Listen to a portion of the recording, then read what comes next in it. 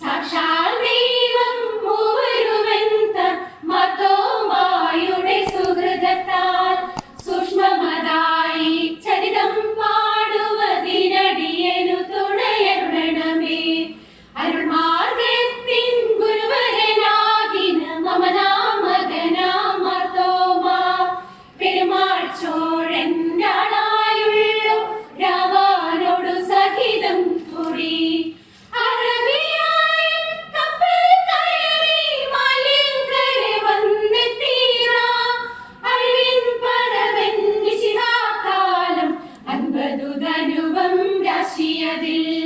അതിശയകൃതിയാലഷ്ടദിനം കൊണ്ടവിടെ മാർഗം സ്ഥാപിച്ചു. അതിനുശേഷം ദ്രുതഗതി കൊണ്ട് ഉടനെ മൈലാപ്പൂരെത്തി. തൈതൈ തകതൈ തകതക തൈതൈ തകതോ തൈതൈ തൈതൈ തൈതോ. പല പല രാജ്യങ്ങളിലും തന്നോട് അരുൾമാർഗത്തിനറിയിപ്പാൻ പല ജാതികളെ മിശിഹാപ്പക്കൽ ചേർത്തൊരു സ്ലീഹാ മർത്തോമാ. 72 കർക്കിടകത്തിൽ 3-ാം ദിവസം പുലർക്കാലെ വഴിയാത്രകനായി താൻ ചേരുന്നിതു മൈലാപ്പൂരിൽ ചിന്നമലയ്ക്ക്. കാളികാവിൽ പൂജയ്ക്കായി ചെന്നെമ്പ്രാന്മാരും എതിർപ്പെട്ടു. മൂളിക്കൊണ്ടവർ വൈരം തീർപ്പാൻ തന്നെ വളഞ്ഞിവ ചൊല്ലുന്നു. കാവിൽ വണങ്ങാത്താളുകളാലും ഇന്നീ വഴിയെ പൊയ്ക്കൂടാ. വണക്കം ചെയ്താൽ കാവിന്നഴിയും തീയാലെന്നായി മർത്തോമാ.